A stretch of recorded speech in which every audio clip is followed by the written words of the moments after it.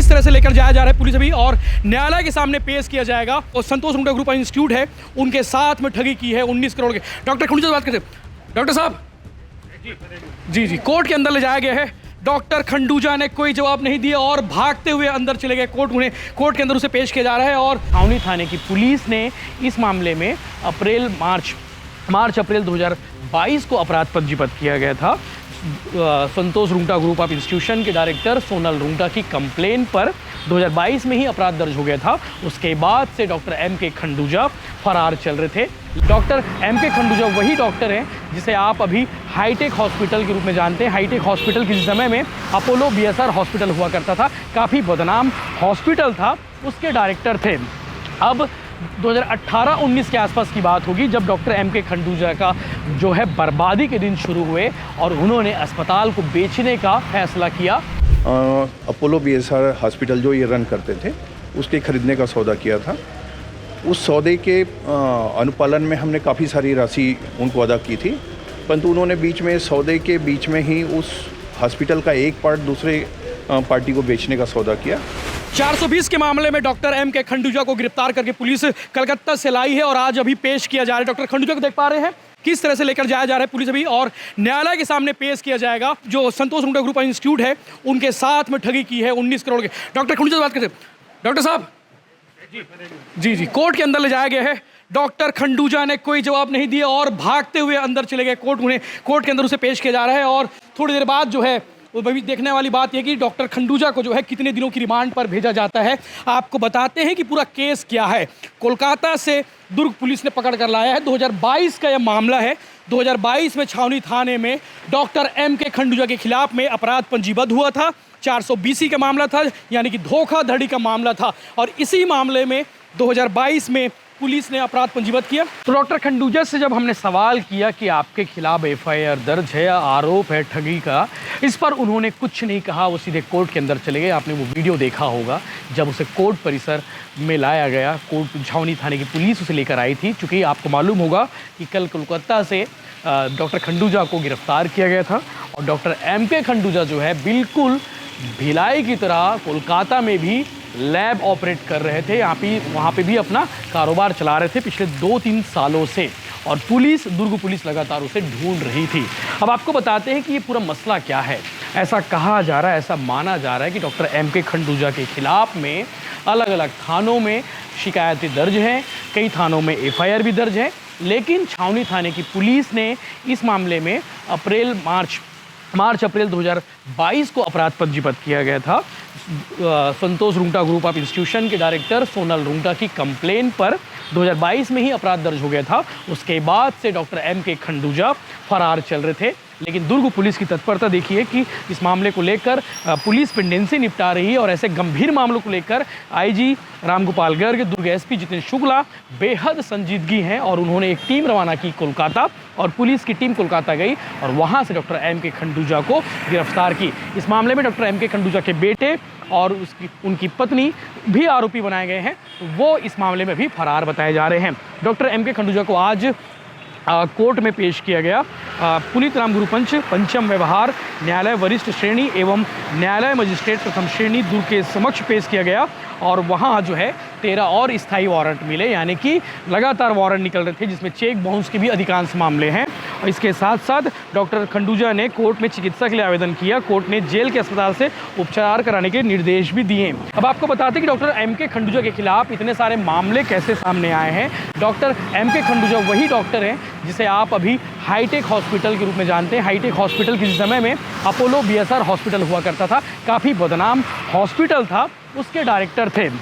अब 2018-19 के आसपास की बात होगी जब डॉक्टर M.K. खंडूजा का जो है बर्बादी के दिन शुरू हुए और उन्होंने अस्पताल को बेचने का फैसला किया रुंगटा ग्रुप ऑफ इंस्टीट्यूशंस के साथ में। रुंगटा ग्रुप ऑफ इंस्टीट्यूशन इसे खरीदने को तैयार हुआ। सौदा हुआ, लगभग 100 करोड़ के आसपास का सौदा हुआ और 19 करोड़ के आसपास की जो लेन देन थी वो हो गई। इसके अलावा जब सौदा कंप्लीट हो गया 100 करोड़ के आसपास का, 19 करोड़ के आसपास की रकम दे भी दी इन्होंने। ये ऑन रिकॉर्ड रकम थी जिसे रुंगटा ग्रुप ने डॉक्टर M.K. खंडूजा को दिया। तो उसके बावजूद जो है सब कुछ डील हो गया, एग्रीमेंट हो गया, मतलब लेने देने की पूरी बात हो गई, सब कुछ ओके हो गया था। तभी डॉक्टर एम के खंडूजा ने रुंगटा ग्रुप को बाईपास करते हुए, यानी कि सोनल रुंगटा जो इस ग्रुप के डायरेक्टर हैं, उन्हें बाईपास करते हुए, उन्हें क्रॉस करते हुए इस हॉस्पिटल को यानी कि अपोलो बीएसआर को बेच दिया मनोज अग्रवाल को, जो हाईटेक हॉस्पिटल के डायरेक्टर इन दिनों हैं। तो यही बात को लेकर आपत्ति थी कि हमारे साथ डील चल रही थी, रुंगटा ग्रुप वालों ने यही आपत्ति की कि रुंगटा ग्रुप के साथ डील चल रही थी तो आपने वहाँ हॉस्पिटल क्यों बेचा। यहाँ से ठगी की शुरुआत हुई। इसके अलावा जो रकम डॉक्टर एम के खंडूजा ने उस वक्त लिए थे जिस वक्त एम के खंडूजा पर बैंक लोन थे, इसके अलावा लगातार लेनदारी दिनदारियाँ बढ़ती जा रही थी, लगातार जो जिनसे कर्जा इन्होंने ले रखा था, जिनके पैसे इन्होंने ले रखे थे, वो लगातार चढ़ाई कर रहे थे। उस वक्त रुंगटा ग्रुप ने इन्हें पैसा दिया और पैसा देकर जो है, पैसा लेकर डॉक्टर एम के खंडूजा ने अपना लोन क्लियर किया और उसके बाद उसे बड़ी राहत मिली। लेकिन रुंगटा ग्रुप के साथ डॉक्टर एम के खंडूजा ने यूँ कहे तो धोखाधड़ी की, पैसा लिया, डील किया, बेचा किसी और को। ये आसान शब्दों में आप समझ सकते हैं इस पूरे मामले को। और इसी मामले को लेकर 2018, 2019, 2020, 2021 और आखिरकार 2022 में एफआईआर करानी पड़ी, क्योंकि डॉक्टर एम के खंडूजा भिलाई छोड़कर कलकत्ता भाग गए थे और उसके बाद जो है जो पैसे थे वो वापस करने को तैयार नहीं थे। और इसी मामले को लेकर 2022 से लेकर 2023-24 यानी कि आप समझिए कि अक्टूबर का महीना 2024 जो है वर्ष चल रहा है, 2 साल लग गए डॉक्टर एम के खंडूजा को पकड़ने में। 5 बार पुलिस ने रैकी की, तब जाकर डॉक्टर एम के खंडूजा के बारे में पुख्ता जानकारी मिली और उसके हॉस्पिटल से, उसके लैब से डॉक्टर एम के खंडूजा को गिरफ्तार किया गया और अभी उसे न्यायालय में पेश किया गया, जहां से उसे जेल भेज दिया गया है। और आपको बता दें कि जेल में अस्पताल है, उस अस्पताल में रहकर वो अपना इलाज कराएंगे, यानी कि डॉक्टर साहब अपना इलाज जेल के अस्पताल में अब कराएंगे। ऐसा कहा जा रहा है कि अभी लोग सामने आएंगे, क्योंकि शहर के और भी लोगों से डॉक्टर एम के खंडूजा ने पैसे लिए थे जिसे वापस नहीं किए, तो वो लोग भी आगे आ गए हैं पैसे लेने के लिए, क्योंकि डॉक्टर एम के खंडूजा को 2 साल बाद गिरफ्तार किया गया, फरारी है। इस मामले में उनकी पत्नी और उनका बेटा भी फरार बताया गया है। इस मामले को लेकर आप आगे सुनिए सीनियर वकील राजकुमार तिवारी, जो रुंगटा ग्रुप ऑफ इंस्टीट्यूट्स की ओर से पक्षकार थे। उन्होंने इस विषय को लेकर क्या ब्रीफिंग दिया वो आप आज वीडियो में देखिए। ये हमारे पक्षकार सोनल रुंगटा द्वारा एक रिपोर्ट लिखाई गई थी वर्ष 2022 में। धाराएं थी 420, 406, 34। डॉक्टर खंडूजा, उनकी वाइफ, उनके बेटे और 2 अन्य लोगों के खिलाफ नामजद एफआईआर हुई थी। मामला संक्षेप में इस तरीके से है कि हमारे पक्षकार की संस्था ने अपोलो बीएसआर हॉस्पिटल जो ये रन करते थे उसके खरीदने का सौदा किया था। उस सौदे के अनुपालन में हमने काफ़ी सारी राशि उनको अदा की थी, परंतु उन्होंने बीच में, सौदे के बीच में ही उस हॉस्पिटल का एक पार्ट दूसरे पार्टी को बेचने का सौदा किया और फिर हमें ये विश्वास दिलाया कि जैसे ही वो सौदा कंप्लीट होगा वहाँ से पैसे आएंगे, आप हमें अदा करेंगे। परंतु वो नहीं हुआ। हम इंतज़ार करते रहे उनके विश्वास पे, क्योंकि वो काफ़ी प्रतिष्ठित हॉस्पिटल माना जाता था और हमारे मन में भी ये था कि वो कह रहे हैं, वो विश्वास दिला रहे हैं, तो हम भी उस पर भरोसा करें। परंतु ऐसा हुआ नहीं।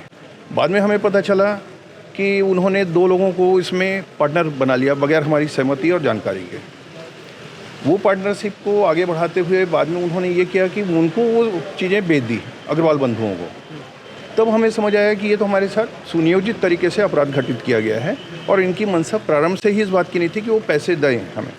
तो इस तरीके से उन्होंने लगभग 19 करोड़ का हमारे साथ धोखाधड़ी की है और हमारी रिपोर्ट पे पुलिस ने त्वरित कार्यवाही करते हुए कलकत्ता से इनको पकड़ के लाया, आज माननीय न्यायालय के समक्ष प्रस्तुत किया है और न्यायालय में उनके द्वारा ये प्ली ली गई कि हम बीमार हैं और इलाज के लिए उन्होंने न्यायालय से प्रार्थना की, जिस पर माननीय न्यायालय ने उचित चिकित्सा हेतु निर्देश जारी किया है।